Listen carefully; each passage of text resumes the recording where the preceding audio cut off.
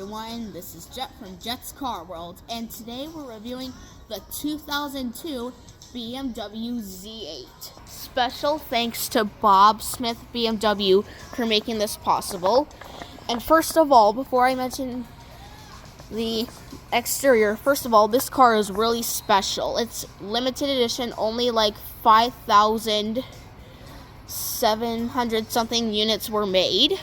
It's really limited, and about 1,000 something of those came to the US, and it's a really iconic classic. It was designed by Henrik Fisker. You probably know Henrik Fisker by all the new Fisker models, like the new Fisker Ocean. He designed this car as well, and it's iconic. He also designed some Fords and Aston Martins as well. And so now getting onto the exterior, you can see your headlights. This is before LEDs came out, and these are neon beams.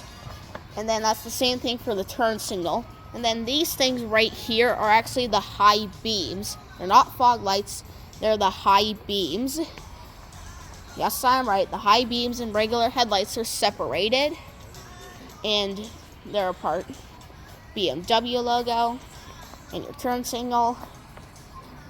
And then you can see a wheel. See the wheel.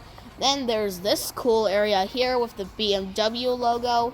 Then this is the turn signal that's also a neon beam. And this is also a homage to the old BMW 507, which was also a very special car and very iconic. And then you can see the mirror, it's silver. And then up here, right now there is the hardtop that's installed. You can take off the hardtop, then there's also the soft top convertible. Yes, you can also install a hardtop. And it also has a wheel thing where you can transport it on wheels, and then also a cover to protect the hardtop. You can see door handle, it's a very nice aluminum. You can see the wheel. Neck here's your tail light, your other tail light, BMW logo. And then you can see these things right here. The one on the left is the fog light, rear fog light. Then the right one is actually the reverse light. It lights up white when you're in reverse. It's just they put it red to make it symmetrical. And you can see the bumper. It's all just one piece. It's not any there's no diffuser on this, just one whole piece. Very classic. Then you can see the fuel door. And then now hopping inside.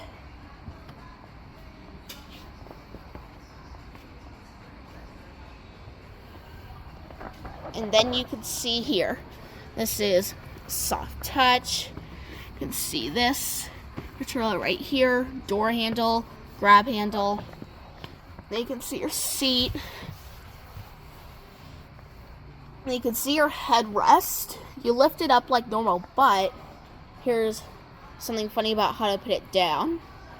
You squeeze the headrest to put it down, like that. And then you just lift it up like normal.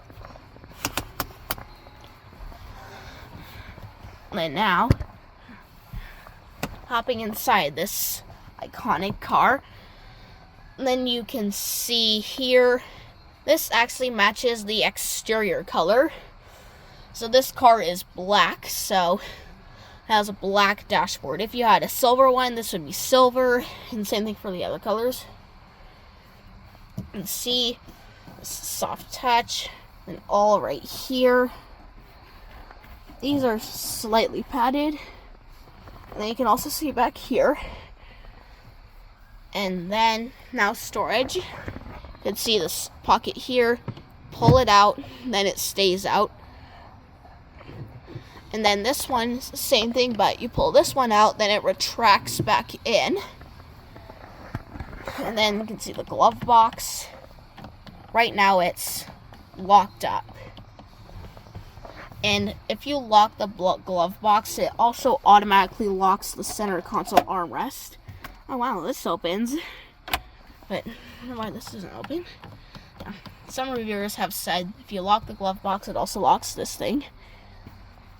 And then these are also other storage compartments. These are also ashtrays.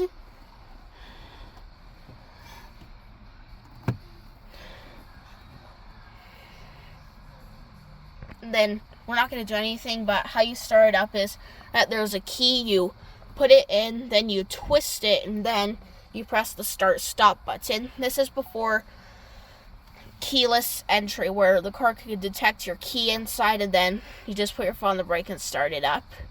This was the days before that happened.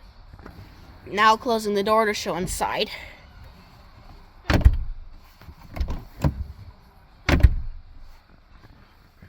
So then you can see your gauges. They're just right here and not in front of the driver like every other car. And then you can see here, everything is just very simplistic. There's no like labels for the air vents. You just kind of guess. And then same thing for the climate. There's no like lines. There's no like red thing and blue thing for the temperature. Just these little lines. Same thing for everything else. And then you can see all these buttons. This is your button to go into sport mode. And the hazard lights. And then this is your door lock. And then this is for the convertible top. Right now the hard top's installed, so I can't show you the convertible top. Then you can see the transmission. This is a 6-speed manual. And it was only available with a 6-speed manual. And there was also the Alpina version, which actually was to make the car more of a grand tourer than an actual sports car. So it actually had detuned the power, and it had an automatic transmission instead of a manual. And then you can see our parking brake. And you can see heated seats. In the 2000s, there were heated seats on cars.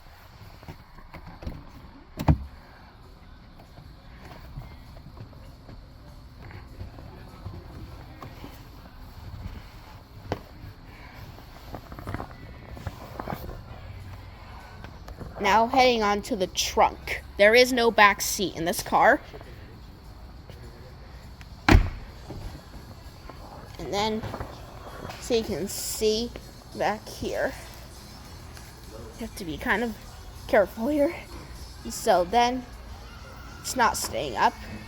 So then back here, it actually matches the interior color.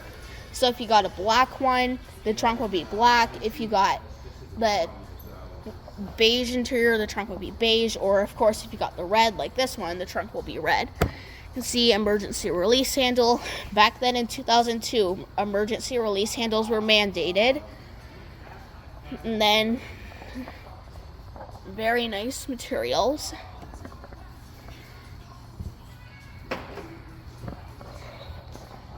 Now time to show the hood. Now showing the hood. You find the silver little release there. Pull on that. It even has the BMW logo on it. Then you come over here. And then you just find the release. You gotta open it carefully though.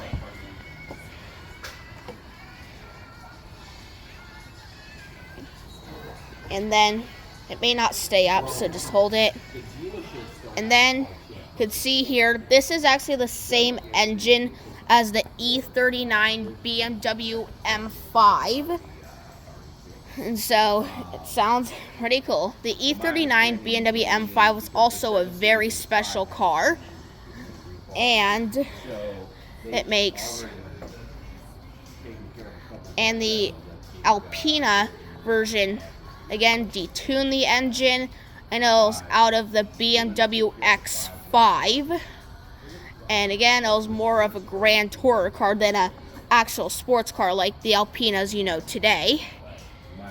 And it makes, and now closing the hood, got careful. No, I would say probably another couple of minutes. Yeah, another couple. And now showing the driver's seat. And then you can see the windows. I'm not exactly sure if they're one touch up and down for what windows, but here's something crazy. There is no thing for the passenger's window, but however, that's not true. You can see the power mirror control right here. This is just for what mirror you want it. Then this toggle switch just for what mirror you want it to be. That toggle switch is also the same thing for the window you want to control. So you want to control the driver's window, have the toggle on the left, and if you want to control the passenger's window, put it to the right. Then you can also put it in the middle. Then you control that. Then it lowers up and down both windows at the same time.